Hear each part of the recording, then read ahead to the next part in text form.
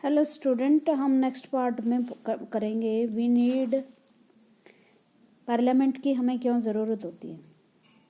देखो, 3 तरह की पावर होती हैं। एक कानून बनाना, लॉ मेकिंग, कानून बनाना, लॉ मेकिंग जिसे बोलते हैं, लेजिस्लेचर।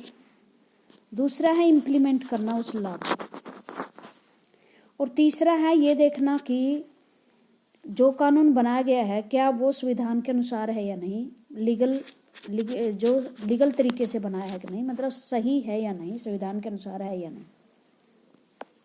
सोचो, एक आपके देश में एक राजा है और वो सब कानून भी बना रहा है, लागू भी कर रहा है और ये भी देख रहा है कि कानून सही है गलत है। इसका मतलब क्या है कि वो राजा किसी भी तरह के कानून बनाए, किसी भी तरह से उसे लागू करे, और चाहे वो संविधान के अनुसार है या नहीं है। बट डेमोक्रेसी में ऐसा नहीं होता।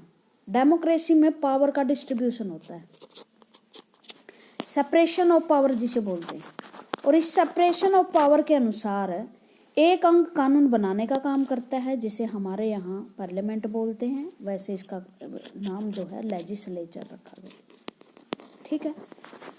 दूसरा जो अंग है वो एग्जीक्यूटिव है, जो उस कानून को लागू करता है, और तीसरा अंग ये देखता है कि क्या ये कानून सही है या गलत है, वो है जुडिशरी। अब आप समझ गए होंगे कि पार्लियामेंट की हमें ज़रूरत क्यों है।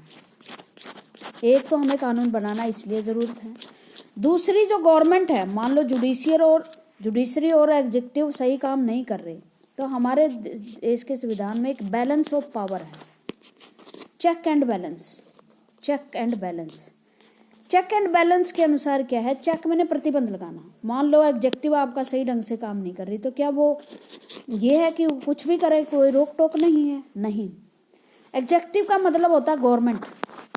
और आप कई बार देखोगे टीवी में पार्लियामेंट का सेशन चलता है, और उस सेशन में मंत्री से जो गवर्नमेंट होते हैं उनसे क्वेश्चन पूछे जाते हैं, और क्वेश्चन भी इस तरह से पूछे जाते हैं कि उनका जवाब देना बहुत ज़रूरी होता है।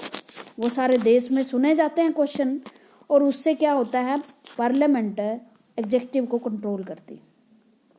तीसरा एक काम है कि अगर जुडिशरी कुछ गलत करती है तो उसके विरुद्ध इम्पीचमेंट की जो प्रक्रिया होती है वो कहाँ लगती है, वो भी संसद में ही लगती है, पार्लियामेंट। एक काम और है, पार्लियामेंट की अनुमति के बिना, जब तक परमिशन ना मिले लेजिस्लेचर की या पार्लियामेंट की, एग्जीक्यूटिव एक पैसा भी खर्च नहीं कर सकती। पैसा खर्च नहीं कर सकेगी तो काम नहीं कर सकती। बजट सुना होगा आपने, बजट आय व्यय का लेखा जो है वो हमारी संसद में रखा जाता है। संसद में जो बैठे हुए सदस्य हैं वो उसको पास करके देते हैं, तो इसलिए भी संसद की जरूरत होती है। संसद में देश का प्रतिनिधित्व करती है संसद, और देश के लोगों की आवाज़ ही संसद की आवाज़ होती है। तो हम पढ़ लेते हैं अब हमें पार्लियामेंट की जरूरत क्यों होती है। Why do we need a parliament? In all democracy, an assembly of elected representative, जो पार्लियामेंट में वो चुने हुए प्रतिनिधि होते हैं, इलेक्टेड रिप्रेजेंटेटिव होते हैं पीपल्स के, लोगों के। वो सुप्रीम पॉलिटिकल अथॉरिटी होती है। सुप्रीम पॉलिटिकल अथॉरिटी क्यों होती है? क्योंकि लोगों ने उन्हें चुना है। And in India such A national assembly of elected representative is called parliament.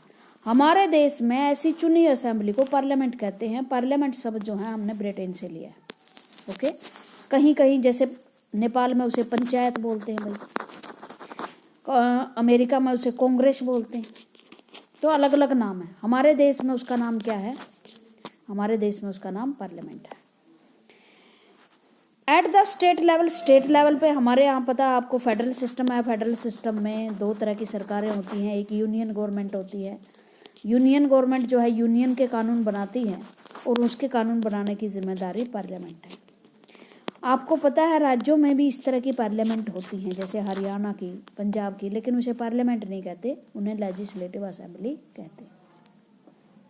The name may vary in different country, but such an assembly exists in every democracy. It exercise political authority on the behalf of the people in many ways.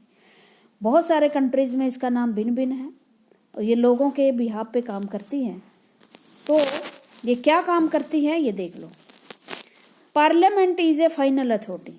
Final authority का मतलब होता है इससे बड़ी और कोई power नहीं है जो कानून बना सके। हमारे देश में सबसे बड़ी पावर कानून बनाने की वो पार्लियामेंट है। ओके, उसके बाद जो है पार्लियामेंट है सुप्रीम अथॉरिटी जो कानून बनाती है, फाइनल या सुप्रीम जो भी कहते हैं आपको। This task of law making और legislature is also crucial that these assemblies are called legislatures. जो लॉ मेकिंग असेंबलीज हैं उन्हें लेजिस्लेचर कहते हैं, विधान पालिका कहते हैं। Parliament all over the world can make new laws, change existing laws. दूसरे देशों में पार्लियामेंट नाम नहीं होता, बट ये लेजिस्लेचर तो होती ही हैं, विधान पालिका होती हैं। वो क्या करती हैं, उनके 3 काम। एक तो नए कानून बना सकती है, पुराने कानून को हटा सकती है, पुराने कानूनों को बदल सकती है, उसकी जगह नए कानून ला सकती हैं।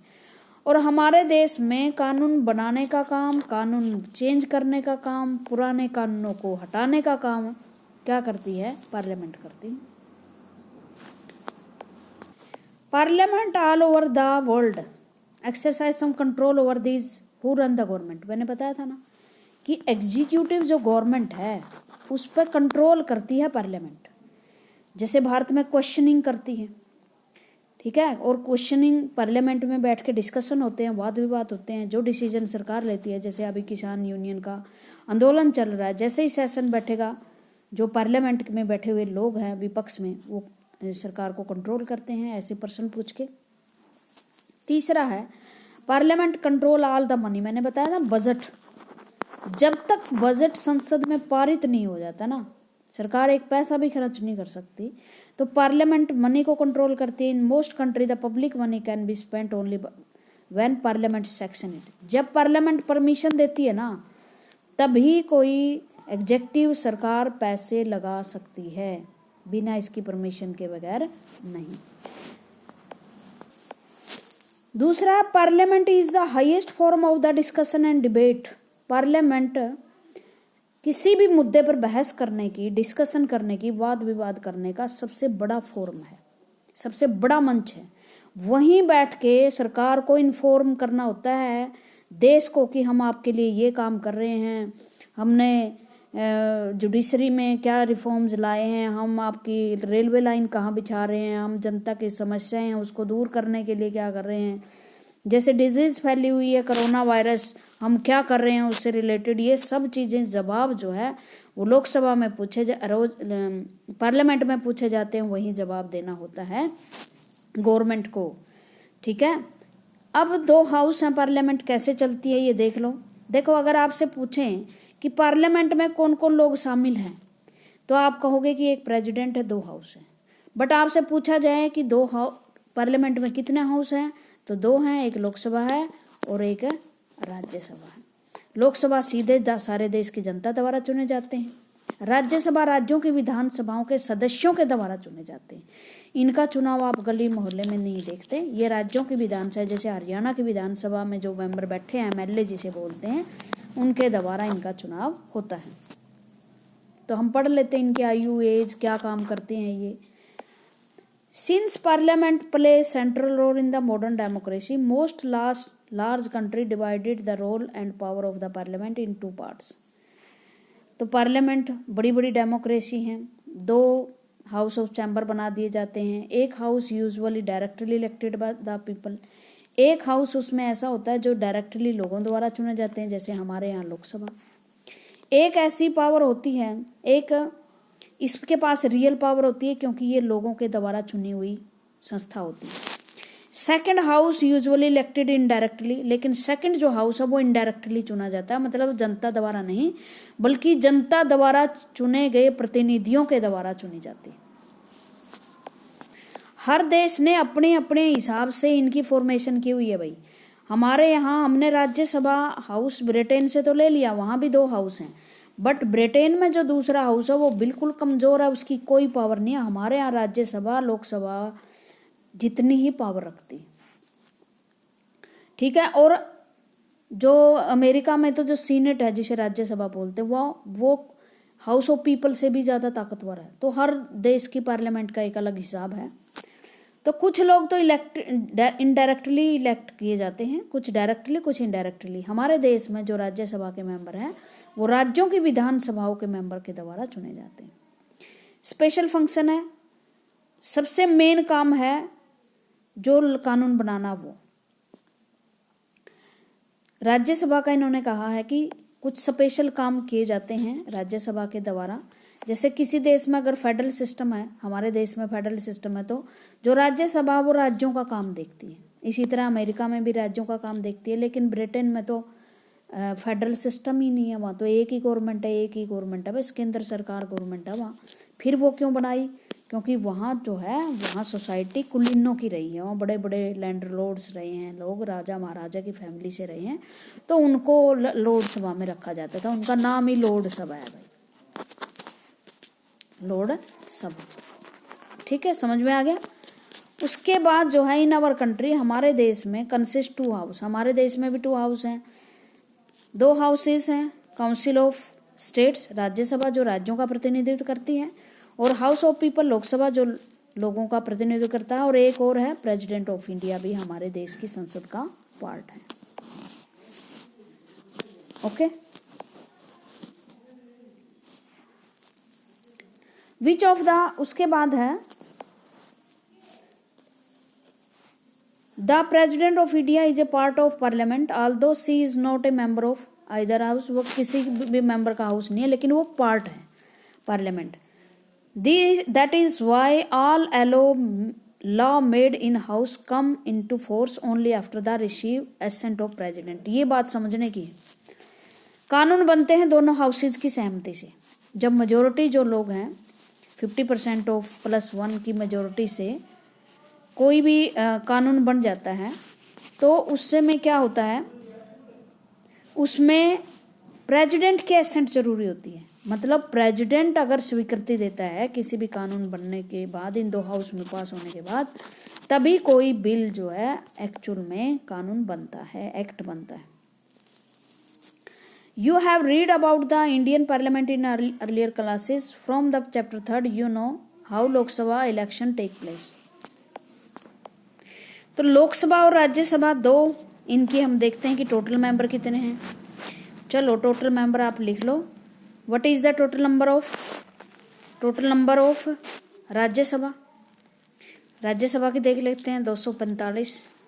233 इलेक्टेड होते हैं, 12 राष्ट्रपति के द्वारा नॉमिनेटेड होते हैं, लिख लेना फटाफट। लोकसभा में 543 इलेक्टेड होते हैं, 2 एंग्लो इंडियन समुदाय के जो लोग होते हैं वो नॉमिनेटेड होते हैं राष्ट्रपति के द्वारा। ठीक है। What is the length of term? Lok Sabha 5 साल के लिए, राज्यसभा परमानेंट है, वो कभी डिसॉल्व नहीं होती। ओके, उसके बाद है which of the 2 house is more powerful. अब मुझे ये बताओ कि कौन सा हाउस पावरफुल है। देखो, अगर हम लॉजिक लगाएं तो पावरफुल होना चाहिए लोकसभा। क्यों? क्योंकि लोकसभा जनता द्वारा डायरेक्ट रूप से चुनी जाती है। बट हमारे देश में लोकसभा और राज्य की शक्तियों में बहुत ही माइनर फर्क है, ज्यादा फर्क नहीं है। संख्या के हिसाब से तो हम ये कह सकते हैं कि पावरफुल लोकसभा है, बट और दूसरी चीजों में देखें तो राज्यसभा के भी पास पावर है, बट डिफरेंट पावर है। हम देख लेते हैं। It might appear that the Rajya Sabha is more powerful. ये लगता है कि राज्यसभा ज्यादा पावरफुल है, क्योंकि इसे अपर हाउस कहते हैं। भाई पावर का और अपर हाउस का कोई मतलब नहीं है। अपर हाउस ब्रिटेन से ले लिया हमने, इसका कोई मतलब नहीं है। सिर्फ इसलिए अपर कह देते हैं क्योंकि इनकी जो एज है वो 30 होती है और लोकसभा की एज 25 होती है, बस। और इतना, इससे ज्यादा कोई फर्क नहीं है। एंड लोकसभा लोअर चैम्बर की लोअर चैम्बर है और इसका कोई मतलब नहीं है, मैंने बता दिया। But this not mean the Rajya Sabha is more powerful than Lok Sabha. This is just the old style of speaking and not the language used in our constitution. ये कॉन्स्टिट्यूशन में नहीं लिखी है बात हमारे यहाँ, बस इंग्लैंड वाले बोलते तो हमने बोलना शुरू कर दिया। हमारे कानून में लोकसभा और राज्यसभा की शक्तियां देख लो। 2 तरह के कानून होते हैं, एक ऑर्डिनरी बिल होता है और एक होता है मनी बिल। ऑर्डिनरी साधारण बिल, मान लो कोई एजुकेशन पे बिल है, ये तैयार हो गया। जो इस तरह के ऑर्डिनरी बिल होते हैं ये दोनों राज्यसभा और लोकसभा में इनकी इक्वल पावर है। जिस तरह से लोकसभा में ये बिल पारित होगा इसी तरह राज्यसभा में होगा। पहले किसी में भी रखा जा सकता है, पहले लोकसभा में भी रखा जा सकता है, राज्यसभा में। बट जो डिफरेंस आता है वो आता है मनी बिल के बारे में। मनी बिल जो पैसे से रिलेटेड होती है, मनी बिल जो है वो सिर्फ और सिर्फ लोकसभा में तो रखा जाता है, लोकसभा द्वारा पारित होना जरूरी होता है। राज्यसभा उसे सिर्फ 14 दिन के लिए रोक सकती है। बजट के ऊपर राज्यसभा का कोई कंट्रोल नहीं है। लेकिन एक मैं बात बताऊं, राज्यसभा के भी पास एक स्पेशल पावर है, आर्टिकल 249 है हमारे संविधान का। वो ये कहता है अगर कोई किसी विषय पर राज्य सूची, एक हमारे यहाँ स्टेट लिस्ट है जिस पर राज्यों की सरकारें कानून बनाती हैं, स्टेट लिस्ट जिसमें 68 विषय हैं। अगर राज्यसभा को लगता है कि किसी विषय पर राज्यों की बजाय सेंटर को कानून बनाना चाहिए तो ये सिर्फ राज्यसभा तय कर सकती है। वो शक्ति दे सकती है सेंटर पार्लियामेंट को कि आप स्टेट लिस्ट पर कानून बना सकते हो। नहीं तो संविधान ये कहता है स्टेट लिस्ट पे सिर्फ और सिर्फ कानून कौन बनाएंगे, राज्य ही बनाएंगे। ओके। और दूसरी एक पावर और है कि इसके अनुसार नई आईएएस अखिल भारतीय सेवाएं, अगर राज्यसभा को लगता है कि नई आईएएस सेवाओं की जरूरत है तो राज्यसभा उसके लिए इनिशिएटिव ले सकती है, पहल कर सकती है। An ordinary law need to be passed by the both houses, जो आम कानून है, साधारण कानून जिसमें पैसे की लेन देन की बात नहीं होती, वो दोनों में पास होने जरूरी है। This is difference between the two house, the final decision is taken the joint session. अगर दोनों का कन्फ्लिक्ट पैदा हो जाए उस पर, लोकसभा पास कर दे, राज्यसभा पास ना करे, तो ज्वाइंट सेशन बुला दिया जाता है, दोनों इकट्ठे बैठ जाएंगे। यहाँ राज्यसभा की पोजीशन लोकसभा से कम हो जाती है क्योंकि लोकसभा में तो मेंबर हैं 245, उनके पास है 545, 300 ज्यादा हो गए। तो यहाँ थोड़ी सी सिचुएशन राज्यसभा की कमजोर हो जाती है अगर ज्वाइंट सेशन बनता है। ठीक है। Because of the larger number of the member the view of है, तो इसमें जो लोकसभा है उसकी स्ट्रेंथ ज्यादा है, तो इस मीटिंग में राज्यसभा की थोड़ी सी कमजोर स्थिति हो जाती है। उसके बाद Lok Sabha exercise more power, Lok Sabha के पावर पास ज्यादा है बजट के मामले में, ये मैंने बता दिया। बजट केवल और केवल लोकसभा में रखा जाता है सबसे पहले और पास भी किया जाता है। राज्यसभा सिर्फ उसे 14 दिन के लिए डिले कर सकती है। अगर राज्यसभा उसकी कोई मांग एक्सेप्ट भी नहीं करती तो लोकसभा से उसे कोई फर्क नहीं पड़ता, लोकसभा उसको पास कर देती है। ठीक है। Most importantly the Lok Sabha control the council of minister, Lok Sabha में जो पार्टी जीतती है आपको पता है वही क्या बनती है, वही सरकार बनाती है। तो only a person who enjoy the support of majority of Lok Sabha, जिस व्यक्ति के पास लोकसभा में मेजोरिटी है उसी का राष्ट्रपति, उसी का प्रधानमंत्री बनता है। जिस पार्टी की मेजोरिटी लोकसभा में होती है उसी का मिनिस्टर, उसी के प्राइम मिनिस्टर बनते हैं उसी के। ठीक है। तो इस तरह से लोकसभा कंट्रोल भी करती है, मतलब लोकसभा में अगर प्रधानमंत्री विश्वास खो दे, उसको 273 से पहले मेंबर कम हो जाएं तो सरकार गिर जाती है। राज्यसभा में के पास ऐसी पावर नहीं है। जो नॉन कॉन्फिडेंस मोशन होता है ना, नॉन कॉन्फिडेंस मोशन सुन लो क्या होता है, ये क्वेश्चन आ सकता है कि ये क्या होता है। नॉन कॉन्फिडेंस मोशन क्या होता है, मान लो सरकार बनाने के लिए मैंने बोला कि आपको टोटल मेंबर का 50% चाहिए, टोटल मेंबर लोकसभा के और उसका 50% + 1, तो टोटल मेंबर कितने हैं 545/2 + 1 मतलब 273। अगर इन 273 में से कोई लोग रिजाइन कर दें, सरकार में से इस्तीफा दे दें कि नहीं हम आपके साथ नहीं है, तो सरकार क्या इसमें आ जाएगी, माइनॉरिटी में आ जाएगी, अब तो मेजोरिटी थी उसके पास। तो जो लोकसभा में नॉन कॉन्फिडेंस मोशन, अविश्वास प्रस्ताव जिसे बोलते हैं, अविश्वास प्रस्ताव पारित हो जाता है सरकार के खिलाफ, और ये सिर्फ और सिर्फ लोकसभा ही कर सकती है। राज्यसभा के पास इतनी पावर नहीं है। सरकार के पास मेजोरिटी है या नहीं है इससे राज्यसभा में कोई फर्क नहीं पड़ता। ये भाई आपके उसका पार्लियामेंट का सेशन है, अब जब कोरोना के बाद हमारी संसद बैठे तो आप देखना कि हमारी संसद 11 बजे से शुरू होती है, जिसे 0 आवर बोलते हैं। 12 बजे क्वेश्चन आवर शुरू हो जाता है, भिन्न भिन्न मंत्रियों से प्रश्न पूछे जाते हैं और उसके बाद अगली प्रोसीजर चलती है। अब हम पढ़ते हैं हमारी एग्जेक्टिव के बारे में। लेजिस्लेचर हमने पढ़ ली, जिसका मेन काम है कानून बनाना, कानून को लागू करने का काम, और सबसे शक्तिशाली भी माना जाता है इसको, वो होती है एग्जेक्टिव। एग्जेक्टिव कैसे बनती है? भिन्न भिन्न देशों में भिन्न भिन्न तरीके से बनती है। जैसे आपने अभी अमेरिका का चुनाव देखा होगा, वहाँ राष्ट्रपति को डायरेक्ट रूप से चुना जाता है, वो एग्जेक्टिव है।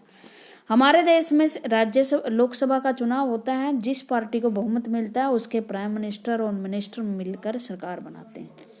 लेकिन 2 तरह की एग्जेक्टिव होती है, एक पॉलिटिकल एग्जेक्टिव होती है, एक होती है नॉन पॉलिटिकल। जो आईएएस अधिकारी, सरकारी कर्मचारी आप देखते हो, जो एक बार सेवा में आने के बाद लंबे समय तक काम करते रहते हैं, क्योंकि उनके पास अनुभव भी होता है, उनके पास नॉलेज भी होती है। मंत्री तो आपको पता है एक अनपढ़ आदमी भी बन सकता है। उनकी सहायता के लिए, पॉलिटिकल एग्जेक्टिव की सहायता के लिए नॉन पॉलिटिकल एग्जेक्टिव होती है, जिसमें मिनिस्टर्स नहीं होते, जिसमें अधिकारी होते हैं और जो अपनी फील्ड के एक्सपर्ट होते हैं। ठीक है। Do you remember the story of the memorandum with which we start the chapter? We found out that the person who signed the document did not take this decision. He was only executing the policy decision taken by the someone. We noted the role of Prime Minister in taking that decision, but we also know that he could not have taken this decision if he did not have support from the Lok Sabha.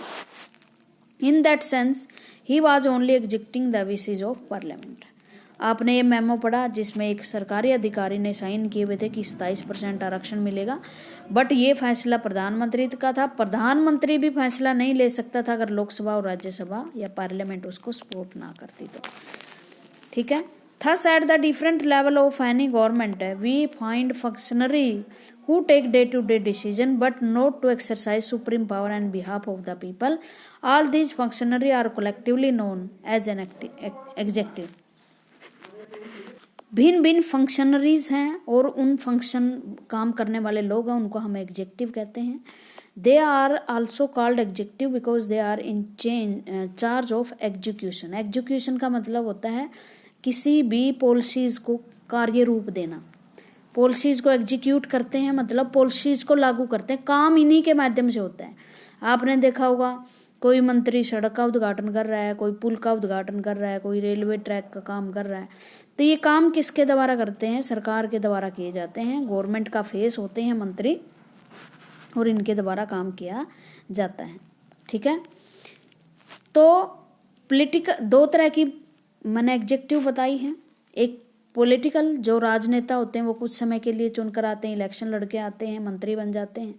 इनके नीचे जो अधिकारी होते हैं, कई बार सरकार नहीं होती फिर भी काम चलते रहते हैं, वो परमानेंट एग्जीक्यूटिव होते हैं, जो आपके अधिकारियों द्वारा किया जाता है। IPS ऑफिसर होते हैं, वो ये काम करते हैं। In a democratic country 2 categories make up the executive. 2 तरह के हैं, एक लोगों के द्वारा चुने हुए जिसने पॉलिटिकल एग्जीक्यूटिव कहते हैं, political leaders who take the big decision fall in the category. देखो कभी भी जब डिसीजन लिए जाते हैं, जैसे ये कृषि के बिल है, अब कृषि मंत्री से पूछा जाए ना तो उसमें इतनी एक्सपर्टनेस नहीं होती कि वो इस तरह के कानून बना दे, क्योंकि वो अनपढ़ भी हो सकते हैं। वो कानून किसने बना के दिए? जो बैठे हुए पीछे उस विभाग में IAS अधिकारी होते हैं। लेकिन उनका नाम कभी नहीं आएगा, उस अधिकारी का नाम आपको कभी पता नहीं चलेगा जिसने ये पॉलिसी डिजाइन की होगी। इसके लिए ब्लेम किसे किया जा रहा है? एग्रीकल्चर मिनिस्टर को या सरकार को, मोदी को। क्यों? क्योंकि ये जनता के बिहाफ पे डिसीजन यही लेते हैं। और दूसरी कैटेगरी होती है जो लॉन्ग टर्म के लिए अपॉइंटेड होते हैं, मतलब एक बार सेवा में आ जाते हैं, पेपर वगैरह क्लियर करते हैं, एग्जाम वगैरह देते हैं और जब ये आते हैं तो 60-65 वर्ष तक काम करते रहते हैं। इसे परमानेंट एग्जेक्टिव या सिविल सर्विसेज कहते हैं। आपके यहाँ कोई DC होता है, जैसे जिले में DC होता है, SDM होता है, एक्शन होते हैं, ये सभी सिविल सर्वेंट होते हैं। नीचे से नीचे आप तहसीलदार देखते हो, इन्हें सिविल सर्वेंट कहते हैं। जो IAS ऑफिसर की परीक्षा होती है, UPSC लेती है, वो इसके द्वारा आते हैं। They remain in office even when the ruling party change. पार्टियां आती जाती रहती हैं, लेकिन ये अपना काम करते रहते हैं, जैसे मंत्री ऑर्डर करते हैं ये काम करते हैं। These officers work under political executive के अंदर काम करते हैं। अगर कोई भी गलती हो जाती है कृषि विभाग में, तो कृषि विभाग में बैठे हुए अधिकारी को कोई नहीं कहेगा, मंत्री जो सरकार वो लोग हैं वो मंत्री से पूछेंगे। तो डे टू डे का काम इनके द्वारा किया जाता है, हर रोज का काम। पॉलिटिकल जो लीडर होते हैं, मंत्री होते हैं ना, उनके पास इतना अनुभव होता है, ना नॉलेज होती है, ना टाइम होता है कि वो डे टू डे काम को वर्क कर सके। उनके तो भाषण भी, सवाल भी जो संसद में पूछे जाते हैं वो भी आईएएस अधिकारी के द्वारा तैयार किए जाते हैं। वो तो सिर्फ एक डेमो होती है, सामने, पीछे काम तो अधिकारी कर रहे होते हैं। Executive in case of the office memorandum, you might ask why does the political executive have more power than the non-political power? फिर आप ये कहोगे कि जी इनके पास नॉलेज भी है, एक्सपर्टनेस भी है, तो फिर इनके पास पावर क्यों है? भाई ये जनता द्वारा चुने हुए हैं, बस सीधी सी बात है।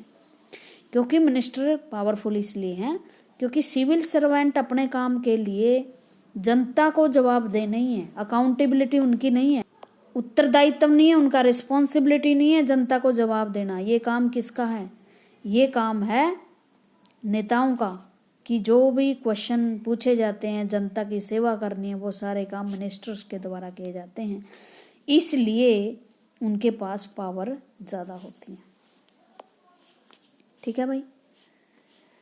The reason is why simple reason है क्योंकि डेमोक्रेसी में है, लोग सबसे सुप्रीम है, और minister is elected representative of the people, लोगों के प्रतिनिधि है मंत्री, and thus empowered to exercise this will to the people on their behalf.